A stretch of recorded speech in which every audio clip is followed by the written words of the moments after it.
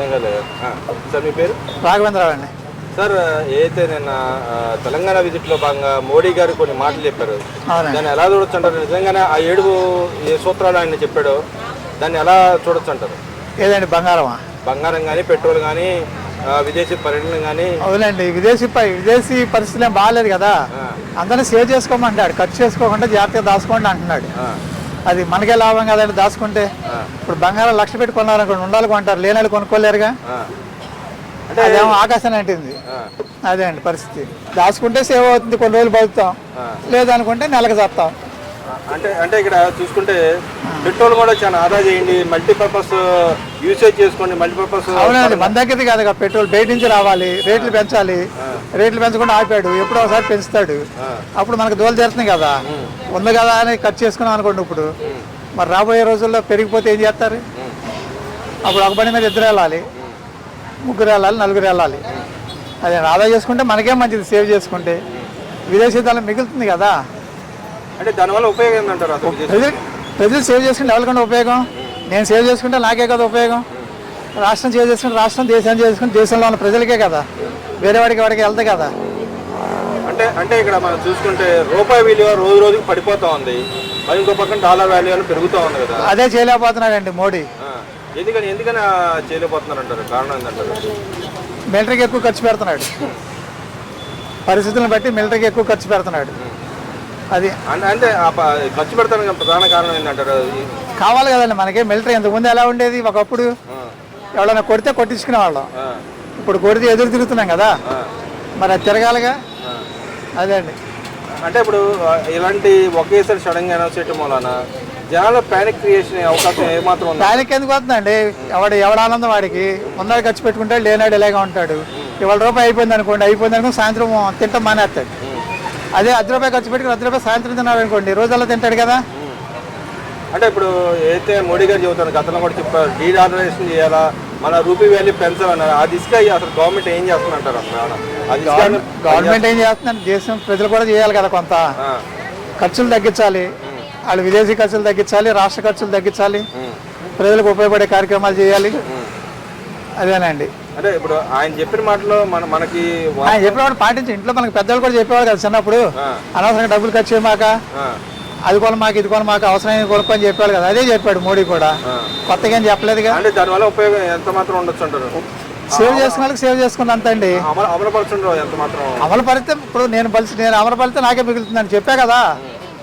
రూపాయి దాచుకుంటే రూపాయి నాకే మిగులుతుంది, మీకు రాదుగా. మరి రాష్ట్రంలో 2 సంవత్సరాలు కూడా వచ్చి ఎలా ఉంది సార్? ఈ 2 సంవత్సరాల పరిపాలన ఎలా ఉంది? ఏం జరుగుతుంది అసలు? నిజంగానే అభివృద్ధి వాళ్ళు చెప్తున్నారు, గవర్నమెంట్ అభివృద్ధి. రైతు బజార్ ముందు చెప్తాను, రైతు బజార్ చూపితే తెలిసిపోద్ది జనాలకి ఎలా ఉందో. అది రైతు బజార్ చూసి తెలిసిపోద్ది. అంటే అసలు ఏం జరిగిందంటే 2 సంవత్సరాలు అసలు ఏం జరిగిందంటారు? ఏం జరగలేదండి, అన్ని జరిగినాయండి, అన్ని బాగానే జరుగుతున్నాయి, నిదానంగా జరుగుతున్నాయి. అది ఒకసారి పరిగెత్తలేరుగా ఎవడైనా, నిదానంగా వెళ్ళాలా. అదే మీరు నిదానంగా వెళ్ళాలంటున్నారు. జన్మన్ రెడ్డి ఈ పాటు బట్టలు ఎక్కడ అన్ని ఫాస్ట్ గా అయిపోయాయండి.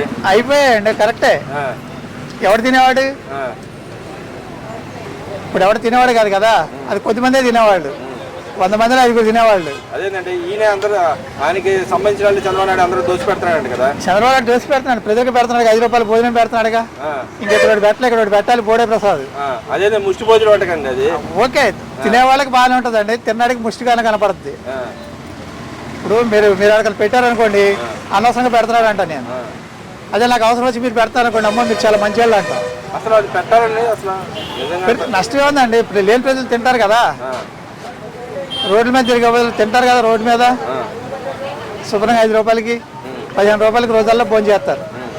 ఇంకేం కావాలండి జనాలకి? మరి రాష్ట్రంలో ఒక పక్కన ఈ గవర్నమెంట్ మేము పెట్టుబడులు తీసుకొస్తున్నాం, అందరికీ ఉపయోగపడే విధంగా చేస్తున్నామని చెప్తాం. నిజంగానే అలా జరుగుతుందంటారా? జరుగుతుందండి, ఇంకా ఫలాలు రాలేదు కదా, చెట్లు నాటారు, అవి పెరగాలి. కోడిగుడ్డు పిల్ల అవి లేవు ఇంకా, అవి ఇంకా టైం ఉంది. అదేంటండి, వాళ్ళు తీసుకొచ్చిన కోడిగుడ్డు పిల్లలన్నీ ఇప్పుడు గుడ్లు పెడుతున్నాయండి కదా, కోళ్ళు అన్ని గుడ్లు పెడుతున్నాయంట కదా. గుడ్లు పెట్టలేదండి, ఇంకా మేత తింటున్నాయి. మేత తిన్న తర్వాత కదా పెట్టాలి. గతంలో తీసుకొచ్చిన ఇప్పుడు వైజాగ్ లో మేత వేయకుండా వెళ్ళిపోయాడండి, అటు గుడివాడ అమర్నాథ్ మేత వేయకుండా వెళ్ళిపోయాడు. ఇప్పుడు మేత వేస్తున్నారు, కూటమి ప్రభుత్వం మేత వేస్తుంది. అవి గుడ్లు పెట్టాలి, అవి పొదగాలి, ఆ తర్వాత పిల్లలు రావాలి. అది అంటే వీళ్ళు ఇప్పుడు వచ్చేది మా వాళ్ళే వచ్చింది చెప్పి చెబుతా ఉన్నారు కదా వాళ్ళు. ఏం చెప్పాలండి అటువంటి వాళ్ళకి? వాళ్ళకి మనస్తత్వం అలా ఉందనుకోవాలి. అది అంటే మనస్తత్వం ఉంటే ఏం ఉపయోగం అండి? ఎవరికి ఉపయోగం అంటారు అసలు ఆ మనస్తత్వం ఉన్నాడు? ఎవరి మంచిగా చేస్తే మంచిగా అంటారండి, చెడ్డగా చేస్తే చెడు అంటారండి. వాళ్ళు ఏం చేశారని వాళ్ళు మంచి అనాలి. అంటే చంద్రబాబు నాయుడు గొప్పలు చెప్పుకోవడం చెప్తే దేనికి పనికిరాడు, ఏ ఒక్కటే పనికిరాదు. ఎక్కడ పోయినా కూడా ఆయన తిరుగుతూ ఉంటాడు. రాజధాని, దేశ రాజధాని కోసం 30 సార్లు తిరిగాడు, తెచ్చింది ఏం లేదు.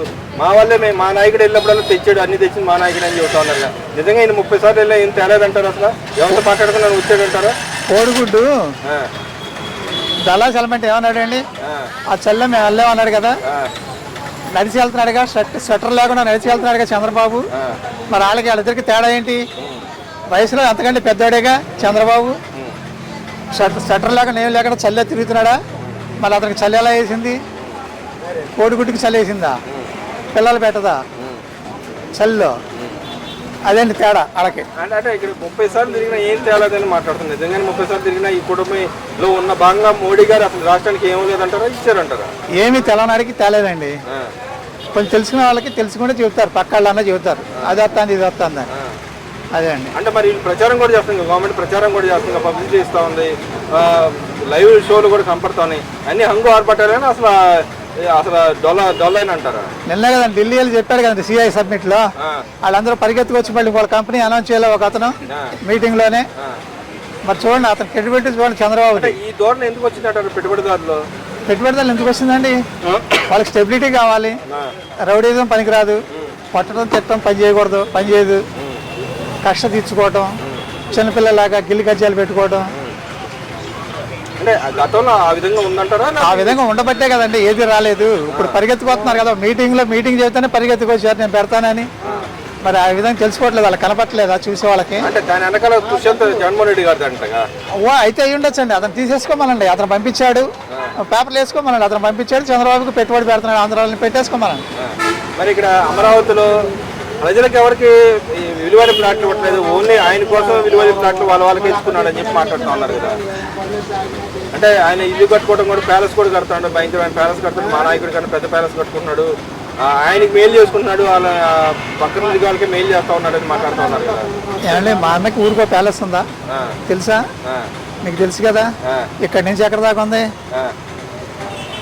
మన జరిగిన ఎలక్షన్ జరిగింది అదేంటి బెంగాల్, ఆ మూల నుంచి ఈ మూల దాకా ఉన్నాయి కదా బంగ్లాలు. అలాగే రాష్ట్రంలో కట్టాడు కదా ఊరుకోటి, అవన్నీ ఎవరై అలాగే కదా మన్నయ్య కదా. ఇప్పుడు మరి మామూలుగా ఎక్కడ ప్యాలెస్ కడతాడండి? మరి బాగానే అనౌన్స్ చేశారు కదా మన్నయ్య ప్యాలెస్ ఇప్పుడు కట్టి సాలు వచ్చిందండి, రెస్ట్ తీసుకుంటున్నాడుగా మన్నయ్య రెస్ట్ తీసుకుంటే చాలు. మరి 29 లోపల నేను పాదయాత్ర రాస్తా, గెలుస్తా చేయమనండి, జనాలు కొంచెం బాగుపడతారు. ఎలా బాగుపడతారండి ఆయన వస్తే? ఎలా బాగుపడతారండి? ఫుడ్ అయితే దొరుకుద్ది ఎవరికండి? కార్యకర్తలకి ఫుడ్ అయితే దొరుకుతుంది కదా కార్యకర్తలకి. చేయొచ్చు అండి, అన్నయ్య చేయొచ్చు. మరి 2029లో ఎవరికి అవకాశం ఇస్తారు? ఎవరు మంచి అయితే వాళ్ళకి ఇస్తారండి. మన్నయ్య మంచి అయితే మన్నయ్యకి ఇస్తారు, లేదంటే చంద్రబాబు మంచి అయితే చంద్రబాబుకి ఇస్తారు. అది మంచి అనిపిస్తే.